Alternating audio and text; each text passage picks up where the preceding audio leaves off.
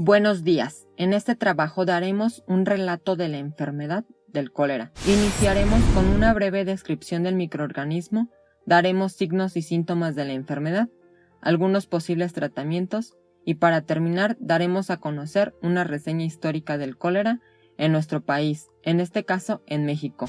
Para iniciar, ¿qué es el cólera? El cólera es una enfermedad diarreica, aguda, causada por la ingesta de alimentos o agua contaminada con el bacilo Vibrio cholerae.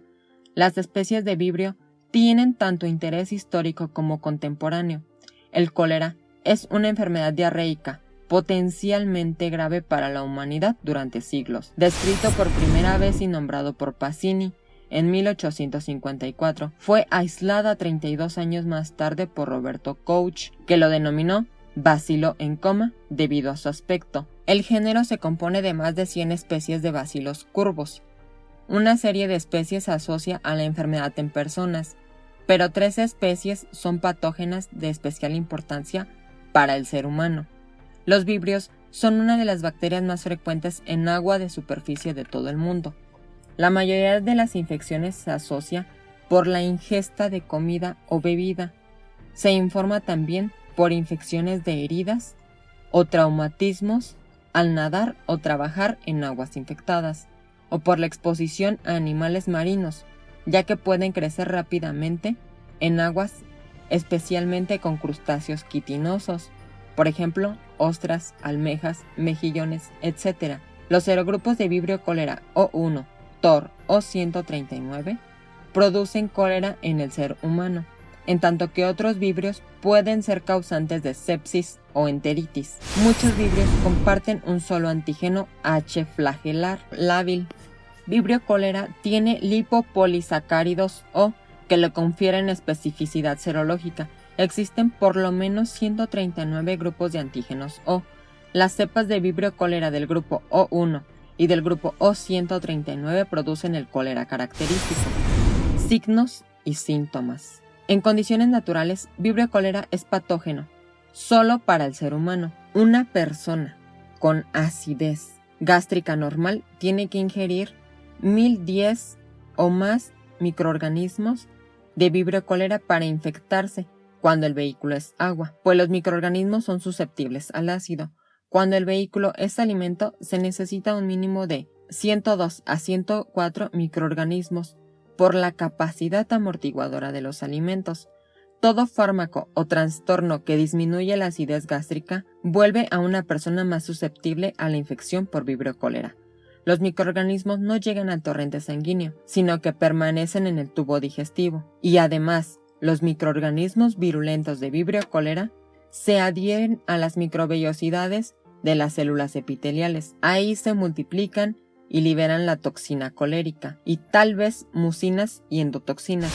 Manifestaciones clínicas. Casi el 60% de las infecciones por Vibrio cholerae clásico son asintomáticas, lo mismo que casi el 75% de las infecciones por el biotipo TOR. El periodo de incubación es de 1 a 4 días para personas que presentan síntomas, lo cual depende en gran parte del tamaño del inóculo ingerido. Hay inicios bruscos de náuseas y vómito y una diarrea abundante con cólicos abdominales. La mayor parte de los individuos que se exponen a Vibrio cholerae O1 toxigénico sufren infecciones asintomáticas o una diarrea autolimitada, pero algunos individuos sufren una diarrea intensa y rápidamente mortal.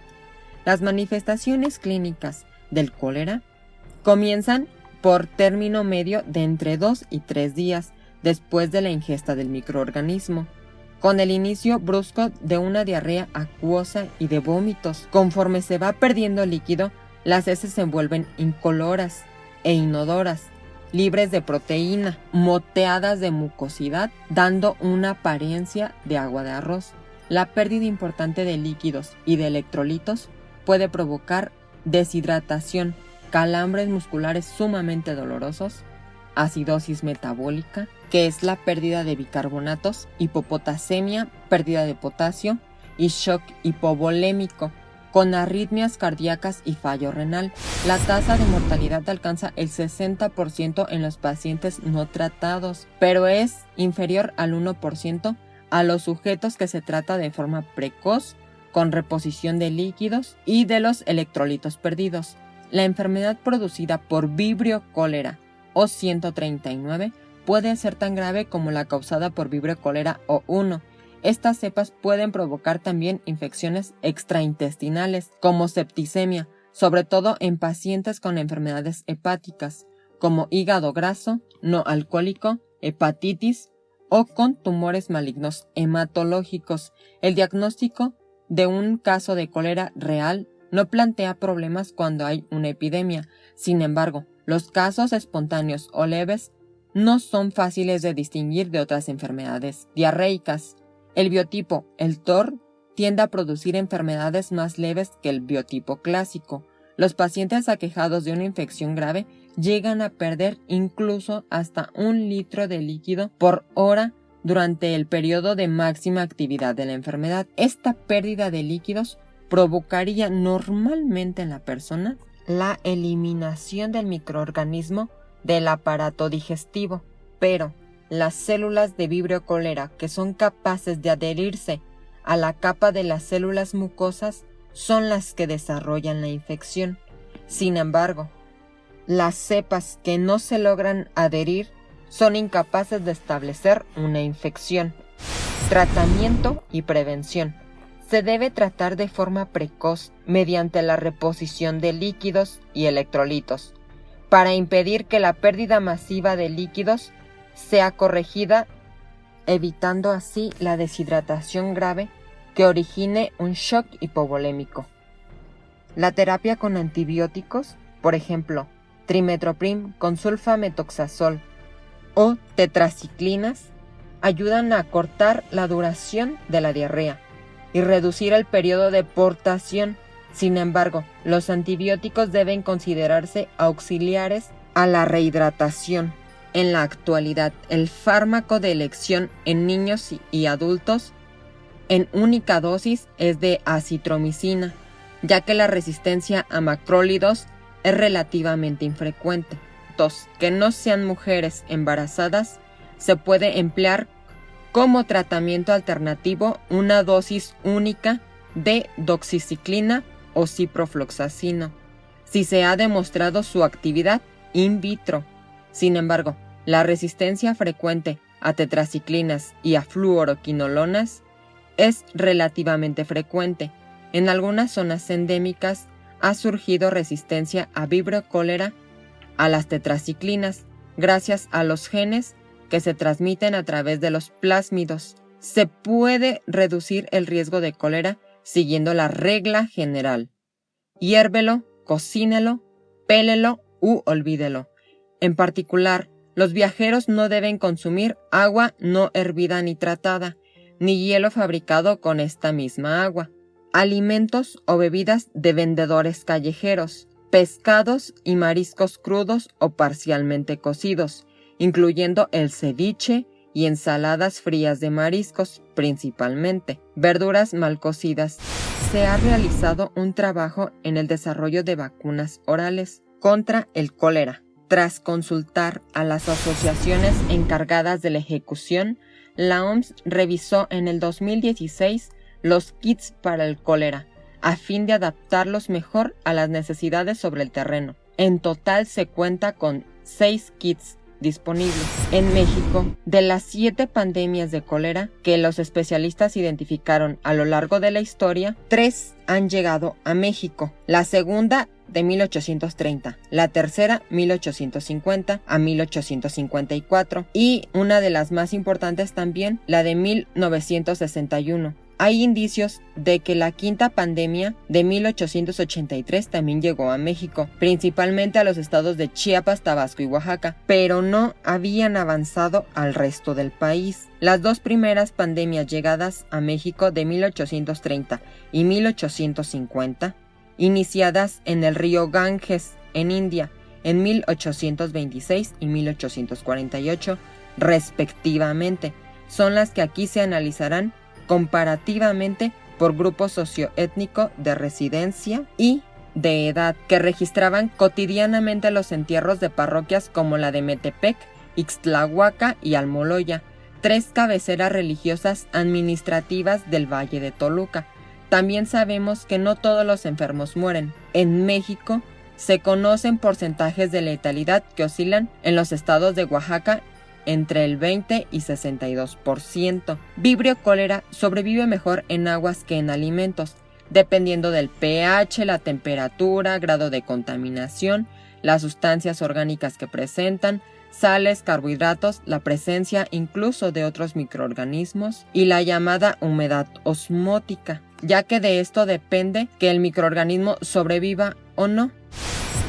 La OMS ha emitido una recomendación en el sentido de considerar al cólera ya no como una enfermedad, sino como un síndrome infeccioso que puede ser ocasionado por Vibrio cólera O1, que es el clásico o el TOR, y por Vibrio cólera O139. Hasta 1991 se da el primer caso en México de cólera en una comunidad al sur del Estado de México. La epidemia alcanzó su acme en 1995, cuando se notificaron 16.430 casos con una incidencia del 17.9% por cada 100.000 habitantes. Posteriormente se presentó una tendencia descendente debido a las acciones de control implementadas hasta la conclusión de la ocurrencia de la enfermedad en el 2001. Desde el 2001, la Organización Mundial de la Salud excluye a México de la lista de países con casos de cólera, con la finalidad de mantener a la población exenta de esta enfermedad. Resulta importante reforzar la actividad de vigilancia sanitaria y la búsqueda intencionada de casos. Durante el periodo del 2002 al 2009 no se registró ningún caso en el país, hasta el 2010 cuando se identificó un nuevo caso en Sinaloa. Posteriormente ocurrió otro caso en el 2011 y 2 en el 2012 en la misma entidad federativa. Otro brote más reciente fue en septiembre del 2013, en el cual se notificó en el país 180 casos confirmados de Vibrio cólera O1 o GAGUA, uno de ellos mortal, ya que se introdujo al país esa cepa de cólera circundante de los brotes de Haití y otros países de América del Sur. Para el 2014 disminuyeron los casos. Hasta la semana 48, los datos reportados eran de 13 en el estado de Hidalgo, de los cuales 7 hombres y 6 mujeres, y la Secretaría de Salud del estado de Querétaro reportó un caso gracias a la implementación de un sistema de vigilancia altamente sensible que orientó a las acciones de control. Durante el periodo del 2015 y 2016 se confirmaron 2 casos de cólera en el país, cuya cepa coincidía con la circundante en los años 90. El cólera sigue siendo una amenaza mundial para la salud pública y un indicador de inequidad y falta de desarrollo. El cólera es endémico en el Golfo de México, por lo tanto es común que se produzcan brotes en los países que se encuentran en esta región y en personas que viajan a países con un brote activo de cólera. De ahí la importancia de conocer con anticipación qué hacer para evitar la propagación de este microorganismo. Gracias por la atención prestada.